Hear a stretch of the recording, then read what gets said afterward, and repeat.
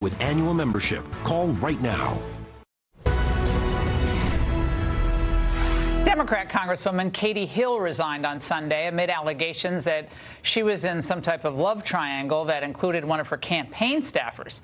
But now she's claiming just to be the victim of a right-wing smear job, a narrative the media, of course, is glad to help her spread. This coordinated campaign carried out by the right-wing media and Republican opponents, enabling and perpetuating my husband's abuse by providing him a platform, is disgusting and unforgivable, and they will be held accountable. Here now is Harmeet Dillon, attorney and Trump 2020 Advisory Board member, and Shane Harris, Democratic strategist and president of the People's Alliance for Justice. Harmeet, imagine if a Republican man engaged in the same behavior. Would we rightfully be calling for him to get on the first flight out of D.C.? How would that have played out?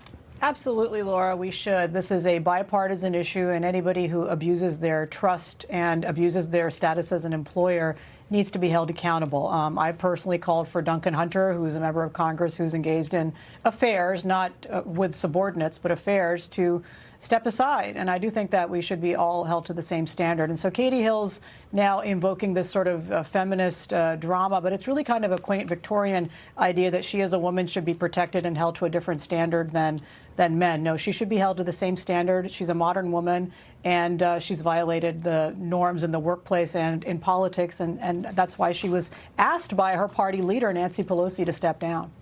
Shane, the party knew that this was a bleed on support, and it was going to hurt the party in California. And so the party made a calculation, as the Republicans have made when they run into trouble, like, time to go.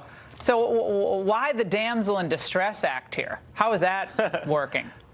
Well, it's good to be with you again, Laura. Always good to be with you. And, you know, one of the things that I have to agree with the colleague that I'm debating with, but really not debating on this, is that the Congresswoman was wrong here. And the Congresswoman did, in fact, has in fact sort of tried to, say that she's being held to a different standard because she's a woman. I do think that there should be a moral imperative across the line. When it is a woman, a man, a Republican, or a Democrat, wrong is wrong across the line. And if we're going to call for Congressman Duncan Hunter, who has had affairs along with various other things, we've got to call for Congresswoman Katie Hill. I do think that what Katie Hill is trying to address, and maybe she's not saying it right and or looking at the situation correctly, is the idea. I don't think she's denying that she was in the video. I don't think that she's denying that she did wrong. I think what she is denying, though, is the fact that, or what she is saying is the fact that women historically, whether Republican or Democrat, are treated on a different level in this country when they make mistakes in the corporate or political space than men. No, that's not working. I think that is a fair argument that she is making. It's not a fair argument here. She messed up and she had to resign. I mean, no one's perfect. Right. Everybody makes mistakes. I get it. No one's perfect. Everybody's a hypocrite if they're a human being, because we all make mistakes. Okay, right. I get that. But this is something quite different, Harmeet. And MSNBC's Chris Hayes, by the way, I got to get your reaction, has an interesting take on it all. Mm-hmm. We don't know what we don't know in terms of relationships with staffers. She's denied the relationship with the staff in Congress, and she acknowledged one with the campaign staffer. So sort of putting aside that as not great and problematic, and maybe there's more of that. But it really seems like the bad guys won here.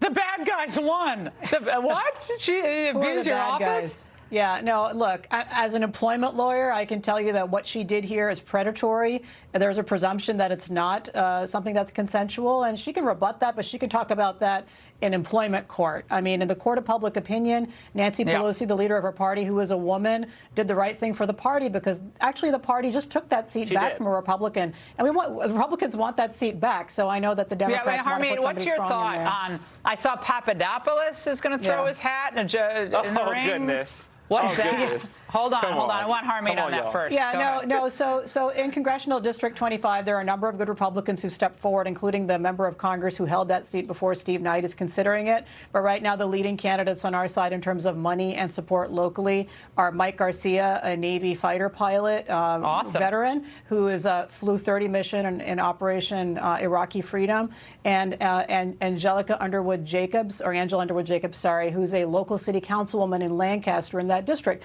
Both of them are popular there and have raised significant amounts of money. Papadopoulos has thrown his hat in the ring. I think he has a bunch of baggage. I'm not supporting him.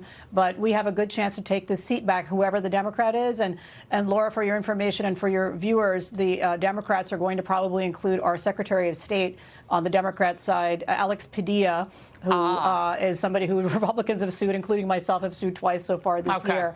And so, it's going to be a hotly contested seat. Yeah, so it's Padilla versus Mike Garcia or the other gal. But here's what we have to be honest about. I mean, Papadopoulos, he's announced and he's an on record. We're not endorsing. Yeah, no one's endorsing Papadopoulos. He was just dismissed. All right, panel, we got to go. He was just dismissed by Harmeet. Yeah, well, he's not somebody that Harmeet's pushing, clearly. All right, panel, thank you. An honest admission from a legendary journalist next.